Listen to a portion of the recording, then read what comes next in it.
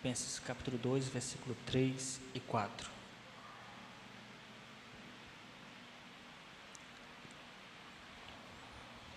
Diz assim o texto bíblico: nada façais por partidarismo ou vanglória, mas por humildade, considerando cada um os outros superiores a si mesmo. Não tenha cada um em vista o que é propriamente seu, senão também cada qual o que é dos outros. Vamos orar, meus irmãos. Peça para que o Espírito Santo fale ao seu coração. Peça para que o Espírito Santo use o pregador para ministrar ao seu coração nesta noite. Senhor nosso Deus, nós queremos te agradecer porque em Cristo Jesus nós temos o privilégio de contar com o perdão judicial, o perdão pleno, por causa do sangue que foi derramado na cruz. Infelizmente, muitas vezes, Senhor, nós não vivemos de forma condizente com esse sacrifício, mas de forma displicente e irresponsável. Todavia, nós pedimos que Teu Espírito Santo, meu Deus, venha nos confrontar nesta noite através da Tua palavra santa, que ela venha penetrar em nossos corações de forma como uma espada que penetra no mais interior da alma. Fala conosco, Pai, glorifica o Teu nome, edifica a Tua igreja e derrama o Teu poder nesta noite. Em nome de Jesus, amém. Estamos presenciando, meus irmãos, nesses últimos anos, um movimento estranho. É um movimento que está sendo conhecido como os desigrejados. Pessoas que conviveram no meio da igreja e por alguma decepção se afastam da igreja. E argumentam que não estão no mundo, não estão desviadas, mas estão desigrejadas apenas. E na maioria das vezes, o motivo por que essas pessoas se afastam da igreja são decepções internas que sofreram no seio da igreja. Então está sendo cada vez mais comum você ver pessoas decepcionadas, frustradas com a igreja, magoadas, feridas com a igreja, às vezes com a liderança, ou às vezes com algum outro irmão, ou às vezes estão decepcionados e frustrados com o sistema.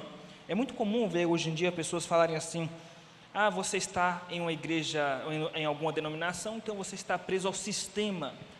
É uma igreja tradicional, uma igreja repleta de sistemas, então eles são contra esse tipo de postura. Meus irmãos, se frustrar, se decepcionar com a igreja é uma atitude de muita ingenuidade. Na verdade, é uma atitude natural ao ser humano, mas uma atitude que evidencia a ignorância no que diz respeito às Sagradas Escrituras. Evidencia que essa pessoa não conhece a Bíblia. Por isso se frustrou, por isso se magoou, se feriu, por isso está decepcionada. Porque se essa pessoa conhecesse a palavra de Deus, ela saberia que é algo natural, é algo orgânico na vida da igreja, os defeitos dos crentes, os conflitos, as divisões. Isso é natural no seio da igreja, não deveria causar espanto a ponto de uma pessoa se decepcionar. Porque se essa geração lesse a Bíblia, saberia que desde Gênesis, após a queda, os primeiros filhos de Adão e Eva, já houve divisão ali, um matando o outro. Já deveria saber que entre os filhos de Jacó, venderam o seu irmão José como escravo e intentaram contra a vida dele. Saberiam que entre as tribos de Israel, frequentemente haviam divisões, intrigas, batalhas entre as tribos. Saberia que entre os 12 discípulos houve contenda. Saberia que na igreja primitiva, apesar de nos seus primeiros anos ter se comportado como uma igreja modelo, mas nos anos seguintes começou a se comportar como uma igreja fragilizada, como aconteceu na própria igreja de Filipos. Esta igreja de Filipos havia muitas divisões. É tanto que um dos grandes temas de Paulo nesta carta é acerca da unidade, do amor fraternal. No capítulo 4, ele aborda de forma direta uma intriga, uma confusão, uma divisão que estava tendo na igreja entre duas irmãs, Evódia e Sintique. Rogo a Evódia e Sintique que pensem concordemente no Senhor. Paulo estava implorando para que aquelas irmãs resolvessem o conflito. Entre Escrituras, com a devida profundidade, nós saberíamos que eles são naturais. E eu sempre digo, se você quer uma igreja perfeita, sem conflito, sem mácula, peça para que Deus te mate, porque no céu existe essa igreja. Meus queridos irmãos, o que nós devemos entender é que apesar dos conflitos, das imperfeições inerentes ao corpo de Cristo visível nesta terra, nós devemos entender, no entanto, que existe uma unidade orgânica espiritual na igreja, que é a unidade espiritual no corpo de Cristo, que é a união de todos os crentes, a união dos eleitos de Deus na igreja é invisível. Essa união, essa unidade é uma unidade que é inquebrável. Todavia, esses eleitos de Deus, eles estão inseridos dentro de um corpo fragilizado, pecaminoso, que é esse corpo pecador. E por conta disso, uma vez inseridos na igreja visível, que é a comunidade visível, a igreja, denominações, reunião de crentes, é comum haver então divisões, mágoas, feridas, intrigas. É comum. Não deveríamos nos assustar, nos decepcionar com isso. O que nós devemos entender é que, apesar de que esses defeitos dos crentes, essas intrigas, essas divisões, apesar disso trazer muita tristeza, ela não destrói a unidade, porque a unidade ela é orgânica, a unidade do corpo de Cristo. Porque o que nós devemos fazer, meus irmãos, não é lutar para criar unidade no meio da igreja. Nós não devemos lutar para fazer surgir a unidade. O que nós devemos fazer é lutar para preservar a unidade que existe. Foi o que Paulo nos diz em uma de suas cartas, inclusive na carta de Paulo aos Efésios, ele diz no capítulo 4, que nós devemos lutar para preservar a unidade do Espírito no vínculo da paz. Meus irmãos, nesse texto, no capítulo de número 2, Paulo vai trazer aqui as atitudes que são necessárias para a manutenção dessa unidade. Nós não vamos criar unidade, ela já existe, nós devemos tomar cuidado para que essa unidade, ela persevere. Então nós iremos estudar, meus irmãos, nesta noite as atitudes necessárias para preservar ou para a manutenção da unidade cristã. A primeira atitude necessária para a manutenção da unidade cristã é a imparcialidade. 3. Nada façais por partidarismo.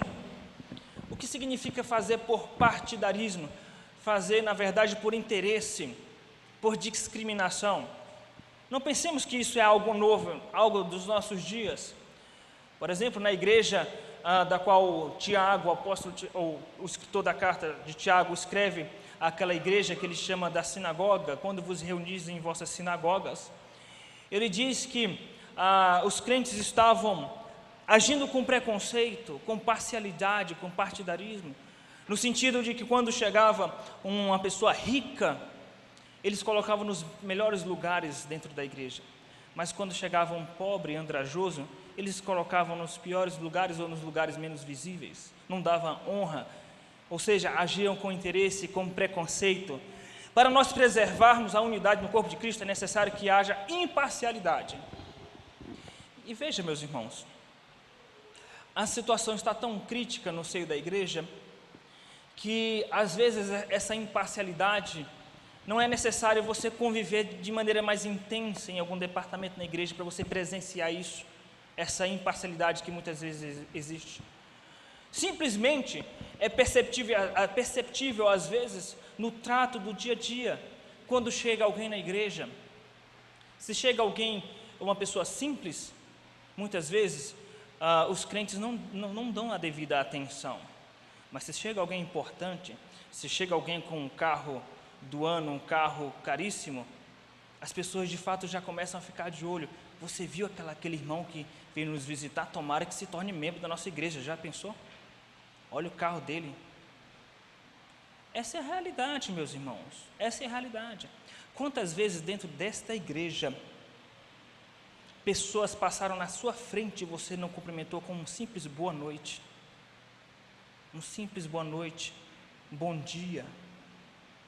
Mas se é alguém importante, certamente a atitude é diferente. A imparcialidade, meus irmãos, é vista, ou ela é evidenciada, preconceito relacionado a questões econômicas, ou às vezes questão de status social.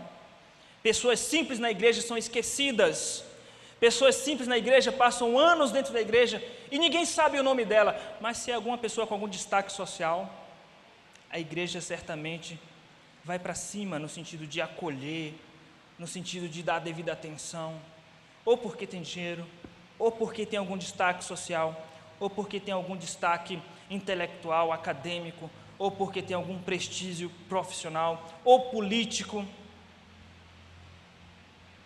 Existem igrejas, meus irmãos, que a imparcialidade é tamanha que quando, por exemplo, um político entra dentro da igreja para assistir o culto, muitas igrejas com pretensão ou desculpa de honra às autoridades, exageram na sua manifestação de honra a essa autoridade, especialmente em ano de eleição. A igreja está fragilizada nesse sentido. Nós devemos vigiar. A igreja presbiteriana de Diadema e todos os crentes que aqui se encontram devem vigiar nesse sentido. Certamente o que Deus espera de nós após essa mensagem é a maneira como nós vamos tratar uns aos outros dentro da igreja.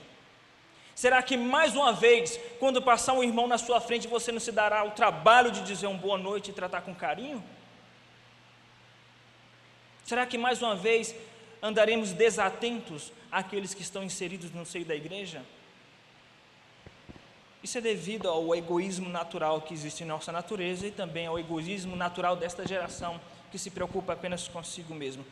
Isso vai prejudicar a unidade, meus irmãos. Isso vai prejudicar a unidade. Não foram poucas as vezes que pessoas chegaram para mim e disseram: pastor, estou tantos anos nesta igreja e poucas pessoas me cumprimentam. Que triste, que triste. Você imagina se essa igreja um dia dobrar o número de membros?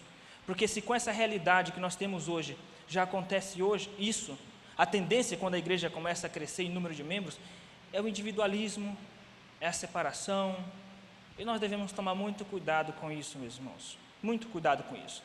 Aí você diz: mas pastor, é natural quando a igreja é grande? É natural acontecer isso. Não é natural, isso é pecado, meus irmãos, isso é pecado, porque a igreja de Atos tinha 8.000 convertidos e tinha tudo em comum. 8.000 convertidos e tinha tudo em comum. Essa desculpa de igreja grande, isso é uma desculpa para o pecado. Deus demandará de nós sobre o trato que nós devemos ter para com as ovelhas e para com aqueles que nos visitam. Deus demandará de nós. Certamente eu, como pastor, tenho tentado fazer minha parte no pastoreio, no cuidado com os departamentos, mas isso não é suficiente, e isso não deveria ser necessário. A simples pregação da palavra de Deus aos nossos corações deveria ser suficiente para gerar em nós arrependimento e dizer: tenho que parar de ser egoísta, eu tenho que parar de ficar nos meus grupinhos pós-cultos, eu tenho que me preocupar com o irmão que faltou no culto.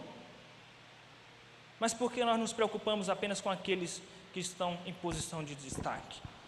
A imparcialidade, meus irmãos, nós devemos tomar muito cuidado com isso.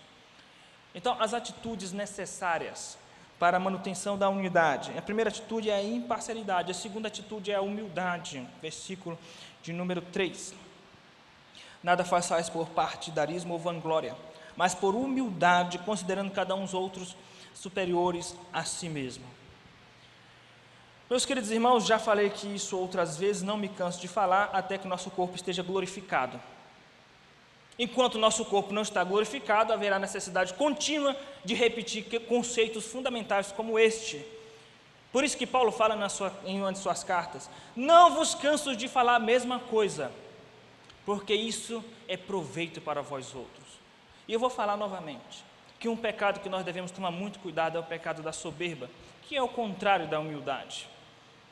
Por que nós devemos tomar muito cuidado? Porque em boa parte do tempo nós nos achamos humildes. Isso já evidencia que nós não somos humildes. É uma evidência que nós não somos humildes. Existem pessoas que não suportam a acusação de soberbo, de orgulhoso. Meus irmãos, não é que nós podemos nos tornar soberbos e orgulhosos, não, nós já somos. O que nós temos que fazer é lutar para matar essa soberba que existe dentro de nós. O que às vezes impede que nós venhamos a agir com soberba é a situação em que nós nos encontramos. Os irmãos já devem ter ouvido o ditado: dê poder ao homem e você verá quem realmente ele é. Certamente, porque a situação que nós nos encontramos às vezes impede de nós revelarmos a nossa real natureza.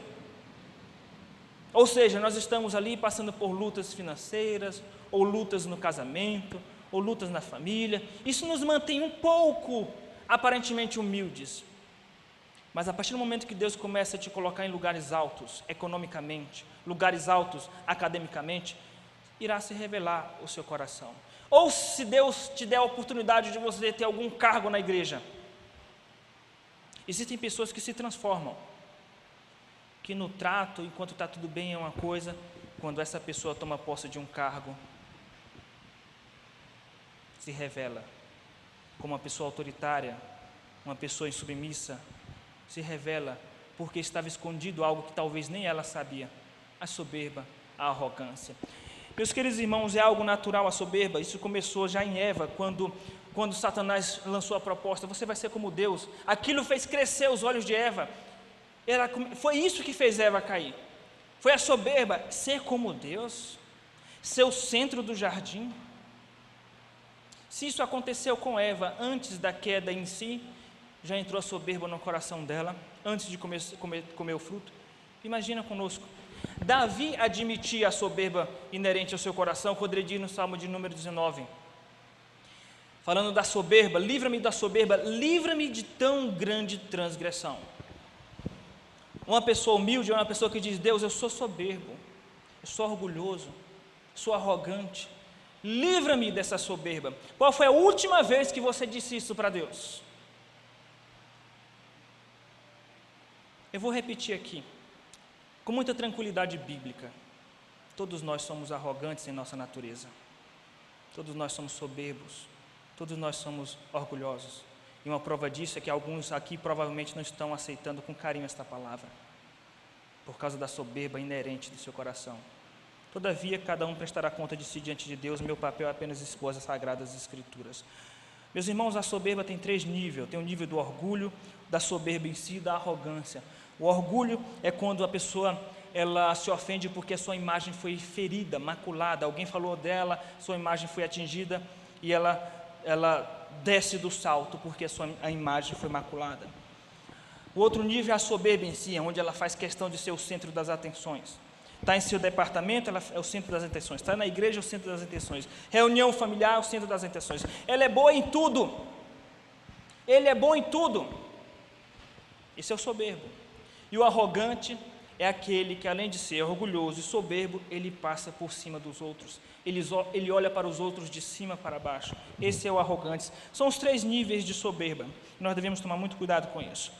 Meus irmãos, quais são as características da humildade cristã? Em primeiro lugar, ela não busca a sua própria glória, ela busca a glória de Deus, versículo de número 3. Nada façais por partidarismo ou vanglória. Uma pessoa humilde, o que evidencia a sua humildade? Não é a sua personalidade. As pessoas confundem humildade com personalidade. As pessoas acham que aquela pessoa que está quietinha ali na igreja, comportada, bom dia, boa noite, tudo bem, tudo. Nossa, aquela pessoa é um doce, não mexe com ninguém, não fala mal de ninguém. Que pessoa humilde, uma pessoa mansa. Não confunda humildade com personalidade. Aquela pessoa, ela tem uma personalidade pacata, mas não significa que ela seja humilde, não significa isso. O que é humildade então? Humildade, meus irmãos, é reconhecer a fonte, a origem de tudo que você tem e que você é. Isso é humildade. O soberbo não admite isso. O soberbo, ele acha que ele é inteligente por si próprio, ele tem talentos por si próprio. O soberbo, quando alguém elogia, nossa, você dá uma aula para as crianças assim, de maneira excelente, parabéns, que aula. Muitos anos de experiência, né? Muitos anos de experiência a gente desenvolve, não é? Nossa, como você canta bem, como você toca bem. Meus pais me colocaram num bom conservatório, né? Modéstia à parte, né? Não reconhece. Nossa, que apartamento lindo que você tem. Olha, glória a Deus. Ah, sim, é bom gosto. Minha esposa tem bom gosto, não é? Seu soberbo, seu arrogante. E o humilde, quem é realmente humilde, ele agradece o elogio, mas ele atribui tudo a Deus. Como você toca bem. E a pessoa fica feliz com o elogio. Que bom, glória a Deus, né? Deus foi muito bom comigo. Não cesso de agradecer a Deus por tamanha bondade. Que apartamento lindo. Também agradeço a Deus todos os dias por esse apartamento. Deus me deu, foi muita misericórdia. O soberbo, ele transborda de vanglória. O que é uma vanglória? Que Paulo diz, nada façais por vanglória. É uma glória vã porque não é uma glória centrada em Deus, porque a única glória que existe de fato é a glória de Deus. A glória humana é uma glória vazia, vã no sentido de vazia, de inútil. Então, uma pessoa humilde, ela admite a origem das coisas. Ela reconhece que ela é inteligente, que ela tem habilidades, ela reconhece que ela tem condições econômicas, que ela chegou em algum lugar no trabalho, no emprego, academicamente, ela reconhece isso. Só que ela atribui tudo isso a Deus. Toda a honra e toda a glória a Deus. Segunda carta de Paulo aos Coríntios, capítulo 5, versículo 18, tudo provém de Deus. Tudo provém de Deus. Então, não sejamos soberbos e nem alimentemos uma falsa humildade, mas vamos atribuir tudo a Deus. A primeira característica da humildade é que ela não busca a sua própria glória, mas a glória de Deus. A segunda característica da verdadeira humildade é que ela tem postura de servo. Uma pessoa humilde tem postura de servo. Versículo de número 3, meus irmãos.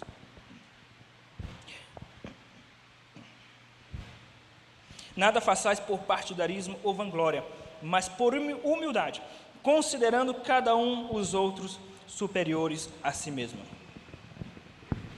Você quer saber se um crente realmente é maduro? Não é o quanto ele conhece da Bíblia, porque o diabo conhece mais do que qualquer um aqui. Não é o quanto ele domina a teologia, porque o diabo também domina mais do que qualquer um que está aqui. O que é um crente maduro? Não é pelo tempo que ele tem de igreja. Não é eu tenho 20 anos de igreja. Não é isso que vai dizer se o crente é maduro. Porque às vezes um crente que tem 6 meses de convertido é mais maduro do que um crente antigo. Você vai reconhecer se um crente realmente ele é maduro na sua postura em relação ao outro, nos relacionamentos, em como essa pessoa trata o outro. É isso que nos aproxima do caráter de Cristo, porque Cristo, sendo Deus, estando em forma de Deus, não usou com usurpação o ser igual a Deus, mas ele tomou uma outra forma, uma forma de escravo. Veja, meus irmãos, o versículo de número 5 em diante. Tende em vós o mesmo sentimento que houve também em Cristo Jesus, pois ele, subsistindo em forma de Deus, não julgou com usurpação o ser igual a Deus, antes a si mesmo se esvaziou, assumando a forma de escravo. Essa palavra servo aqui foi para suavizar a tradução, porque em grego é a palavra escravo. Jesus tomou a forma de escravo, o que ficou evidente quando ele lavou os pés de seus discípulos. Jesus tomou a forma de escravo. E existem crentes hoje que têm uma natureza petulante, que não quer se humilhar, que não quer ter uma postura de escravo, que se considera superior aos outros. Muitos crentes dentro da igreja se consideram superior aos outros. Agora, essa postura de escravo não é a postura de servo, é de escravo mesmo, porque o escravo é quem considera o outro superior. Essa postura de escravo só tem um crente realmente maduro. E se você conseguiu atingir esse nível, você está muito próximo do caráter de Cristo. Mas a verdade é que a grande massa dos crentes está longe, muito longe desse nível. A grande massa dos crentes. A começar em mim. Considerar os outros superiores a si mesmo. Esse deveria ser o nosso maior sonho. Você já imaginou se todos os departamentos da igreja fossem repletos de crente assim? Você nunca iria ouvir falar de conflitos. Olha, eu discordo disso. Ah, tá bom, irmão, tá bom, vamos. Eu não quero confusão. Eu só estou falando isso porque eu penso que seria melhor assim, mas sim. Bem. Mas tem crente que faz questão de vírgula. Tem crente que faz questão de bobagem. Tem crente que divide igreja por causa disso. Tem crente que divide igreja só porque alguém discordou dele. Ele vai até o fim, até depois de 1, 2 anos a igreja está dividida, porque alguém lá atrás discordou dele. Petulância, arrogância. O que vai demonstrar a verdadeira humildade, meus irmãos, é se nós consideramos os outros superiores a si mesmo. Isso não significa que se eu considero o meu irmão superior a mim mesmo, não significa que eu não deva corrigi-lo quando ele estiver errado, falar a verdade quando ele precisar ouvir a verdade, mas a minha postura é a postura de servo. Então eu chego para o meu irmão, eu te amo em Cristo Jesus, tenho orado por sua vida, e o que eu vou falar para você é uma preocupação com o corpo de Cristo, com o nosso relacionamento, com a unidade no meio da igreja, uma preocupação com a minha, com a sua vida espiritual. Estou chateado com você. Essa introdução toda já quebrou a pessoa, ela está desarmada, porque a introdução você já desarmou a pessoa. Mas existem pessoas que são arrogantes no trato, às vezes particularmente, e às vezes até de maneira indiscreta na frente de qualquer um, são indelicadas no trato. Meus queridos irmãos, atitudes necessárias para a manutenção da unidade cristã. A primeira atitude é imparcialidade, a segunda atitude, humildade. Terceira e última atitude que Paulo nos traz aqui, meus irmãos, é o altruísmo. O altruísmo nos ajuda a manter a unidade cristã. O que é o altruísmo? O altruísmo é o contrário de egoísmo. Veja o versículo 4. Não tenha cada um em vista o que é propriamente seu, senão também cada qual o que é dos outros. Talvez eu diria que as duas grandes marcas de um cristão é a humildade e o altruísmo, porque é o que representa o caráter de Cristo. Cristo foi humilde e ele não pensou em si mesmo, mas pensou em nós. Não foi egoísta, pensou em se sacrificar por nós. Está escrito na carta de Paulo aos Coríntios, capítulo de número 13, versículo de número 4, que o amor, ele é paciente, benigno, não se exaspera, não procura seu próprio interesse. Não procura seu próprio interesse. É o que Paulo nos diz aqui, não tenha cada um em vista o que é propriamente seu. Por que os crentes não se importam quando algum crente falta no culto? Porque a maioria dos crentes vem para o culto buscar o que é propriamente seu, buscar uma bênção, e vem para o culto e dizem para Deus: não sairei daqui enquanto não me abençoares. O interesse é o seu próprio umbigo. E o irmão que estava aqui não está mais. Nós pagamos alguém para ir atrás dessa pessoa, até onde eu sei, é o pastor. Meus irmãos, até onde eu sei, a Bíblia diz que todos nós devemos ir atrás das ovelhas que estão afastadas. Todos nós, se amamos de fato nossos irmãos, buscar aqueles que faltaram, que estão entristecidos, todos nós. Obviamente que de acordo com a função e cargo no reino de Deus, a cobrança vai ser maior, é óbvio, mas pesa sobre todos nós essa obrigação. Mas isso não acontece diariamente, porque nós estamos constantemente preocupados com o nosso próprio umbigo, com nossos próprios interesses. Ainda bem que inventaram o WhatsApp. Irmão, fulano de tal está doente, coloca as mãozinhas, está orando ali. Morreu alguém, que Deus console, coloca lá no WhatsApp as mãozinhas. Não estou dizendo para nós pararmos de fazer isso, eu estou dizendo que tem pessoas que usam o WhatsApp para não exercer seu amor cristão. Estou dizendo isso. Não interprete, o pastor disse para você nunca mais mandar uma mãozinha de oração no WhatsApp. Estou falando com um público maduro, onde todos entendem o que eu estou falando. Então, meus queridos irmãos, o altruísmo é buscar o que é dos outros. Significa, você sentou ao lado do seu irmão no culto, antes de começar o culto. Tudo bem, irmão? Tudo. Senti sua falta, percebi que você está com um semblante meio triste. Meus irmãos, eu fico profundamente triste e escandalizado quando eu desço para o salão social e percebo alguns grupos, o salão fica dividido em pequenos blocos. Graças a Deus, todo mundo feliz, animado, contando as histórias. E eu olho para as cadeiras, tem um ali sozinho, tem um casal ali sozinho, tem uma mãe sozinha, tem outro ali sozinho.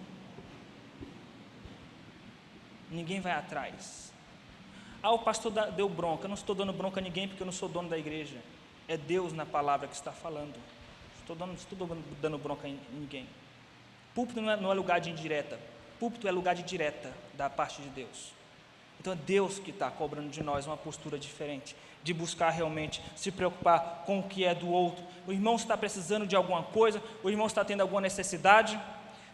Então eu vou falar com a junta diaconal. Antes de falar com a junta diaconal, tente ver se você consegue ajudar essa pessoa de forma natural. De forma natural. Porque critica-se o sistema, mas na hora de agir com amor, apela-se para o sistema. Não, vou falar com a junta diaconal. Então nós temos que tomar muito cuidado com isso. Meus irmãos, essas são atitudes necessárias para a manutenção da unidade no corpo de Cristo. A primeira atitude, de fato, é a imparcialidade, a segunda, a humildade, e a terceira, altruísmo. Se nós somos ovelhas, ouviremos a palavra de Deus com o coração brando, porque Jesus disse: as minhas ovelhas ouvem minha voz e elas me seguem. Se somos ovelhas rebeldes, vai ouvir boa parte, mas alguma parte vai endurecer o coração e dizer: eu não concordo. E se não é ovelha, não vai querer ouvir nada. Espera-se que cada um de nós nos comportemos diante dessa mensagem como ovelhas de Cristo e dizemos: Senhor, tenha misericórdia de mim, me ajuda a pôr em prática tudo o que o Senhor falou comigo através da palavra. Que Deus assim nos abençoe, meus irmãos.